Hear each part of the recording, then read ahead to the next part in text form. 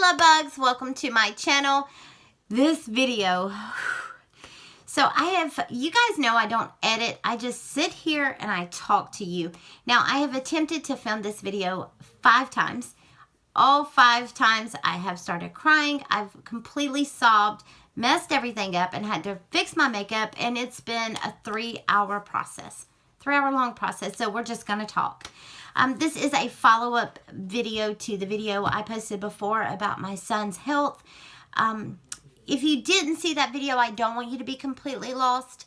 If you did see it, I don't want you to have to sit there while I repeat everything. So just to sum it up really quick, my son, he's 17. He was born with aortic stenosis. It's a bad valve.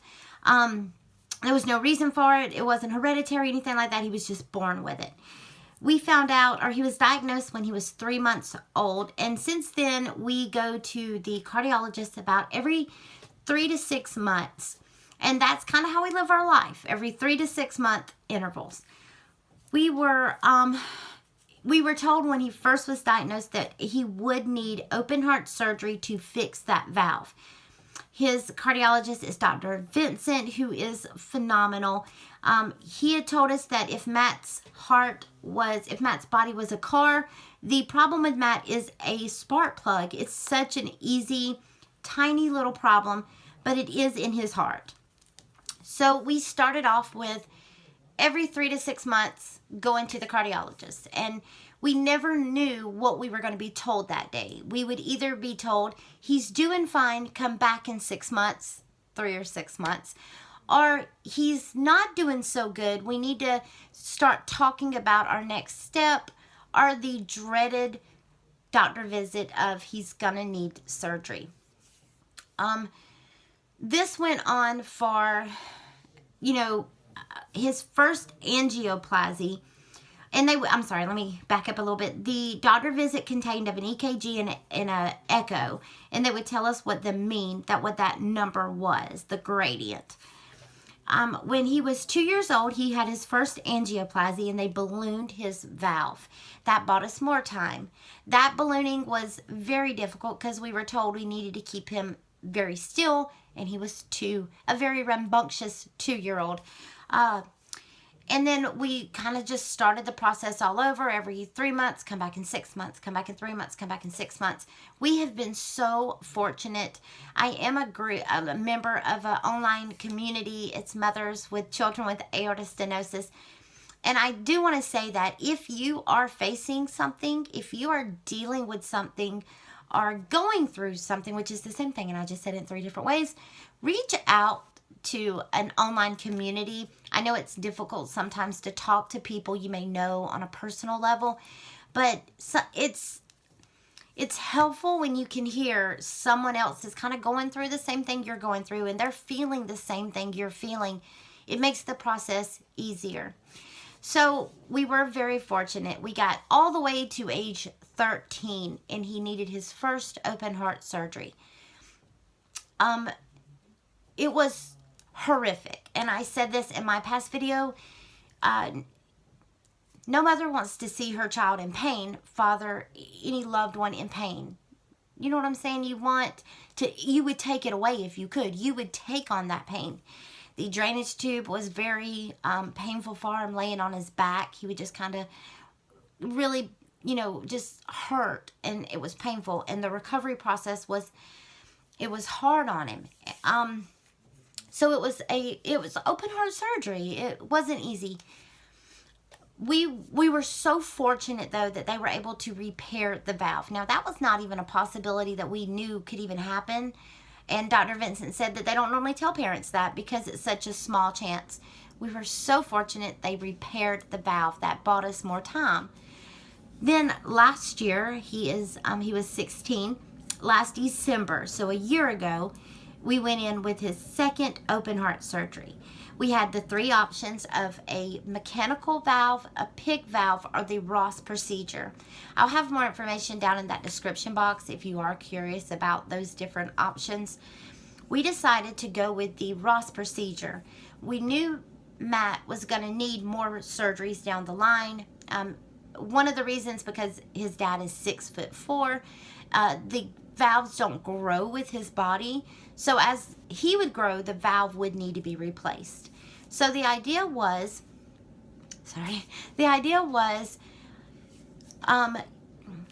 making it easier on that next process. So we had decided, I'm like sitting here just like this, we decided to do the Ross procedure so that the following surgery would be easier, and possibly even in the cath lab, like an outpatient procedure. So after his surgery, we went to the doctor. You know, I mean, that first couple months was pretty intense. We had, his next visit was wonderful. Everything was going good. We went in September. We walked in, and Dr. Ferguson, who is treating him, said his echo does not look good. It looks like it's narrowing. We may have to go in and do something. I was on my way to Florida when we got the phone call that they were going to be able to go in the cath lab and either replace the valve, put in a stent, or balloon the valve. So that was in, these days are just all together. That was actually very recent. I talked about it. I pinned a comment telling you guys that we were going in. Since then, I haven't talked about this much on social media, but the procedure was unsuccessful. They were not able to repair the valve. They did balloon it, and that would buy us a little time. So he is going to need open heart surgery again. We talked with Dr. Vincent, and Dr. Vincent said that he felt like Matt could finish out his senior year. I mean, it's his senior year, you know, like he shouldn't have all this on him. Just the facts. He should be able to finish out his senior year, have his open heart surgery this summer, then he could go into fall classes with college. And that's kind of what he's been so focused on this year, especially this year. So we left with not great news, but news we could bear, news we could live with. And then we got the phone call. Dr. Ferguson, like every month they sit down with all the cardiac patients and they have what's called a cardiac conference. And the cardiothoracic surgeon, the cardiologist, and there's lots of doctors looking over different, you know, through the patient's file, and they kind of come up with a game plan. Dr. Ferguson called me. It was like a Monday afternoon at 4 o'clock. I was totally not prepared for the phone call. He said that they are really worried about Matt. They do not believe that we should wait till summer, that it needed to be done in the next 2 to 4 weeks. So that was just a small little bomb dropped into our home. The surgery date is for December the 6th. It did end up working out pretty good because he'll be in the hospital for about a week, and then he will have that week to recover, and then they go into Christmas break. He is missing his SAT and ACT, which is going to mean now it's pretty impossible for him to start fall classes. And I think as a parent, I'm not the one going through this. This is all about Matt. I just want him to go through this easily. And he took the news like a champ. He always does. He always is so cool about it. He's like, no big deal. We can do this. Remember, I said in my last video, he was voted most likely to think open heart surgery is no big deal. He is just he's an amazing kid, but this did hurt. I really do think it bugged him. We are going to be, like I said, his surgery will be on December the 6th. Just like in that last video, I'm going to ask you guys, whoever you pray to, or if you could possibly throw us some good thoughts, positive thoughts our way. I will update you guys. I have been pre-recording so that I can get some videos out, even though I feel like it's been such a fog this last week. We had 3 weeks to kind of prepare for him to go into the hospital and have open heart surgery. Oh, I was going to make a list of what they said that he's going to have. Where is my paper? Don't move. Oh, I got it. I got it. I did. I made me notes. All right. He's going to... Stay with me. I feel like I have said this so many times, but it is still one of them things that I hate saying. So it's like my brain's like, no, we're not going to remember this. He's going to, Dr. Cantor, his cardiothoracic surgeon, is going to replace his right ventricle conduit connection. So they're going to kind of take out that where they replaced that before with cadaver tissue. They're going to replace it again. It is hoping that this time, you know, hopefully we won't have to have it done for a while. We totally were not expecting a year. I mean, we were told that it could last 5 to 10 years. There's no, they don't know why it didn't take. It's just narrowing. They don't know why it does what it does. But yeah, you know, this goes back to, I do want to talk to you guys about this, and I want y'all to know what's going on with me and with my family and things that are important to me. I do want to share with you guys, just so you know, hey, what's up with our, you know, our love bug. I do ask, like I said, that you keep us in your thoughts and your prayers and your, you know, good positive vibes, all that stuff. He's 17, the stinks. Last year at Christmas, we came home Christmas Day. So we were really excited about getting to spend Christmas this year, not in the hospital. Hopefully that we won't have to spend it in the hospital. He should only be there 6 to 7 days. Children are amazing at how fast they kind of recover.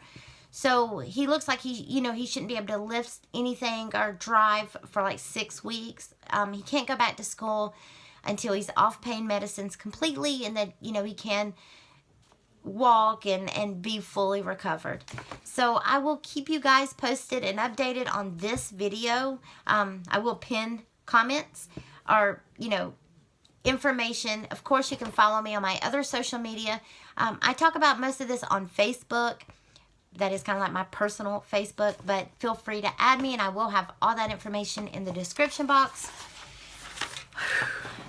We got through this video. All good, happy thoughts. I thank you guys for keeping me busy.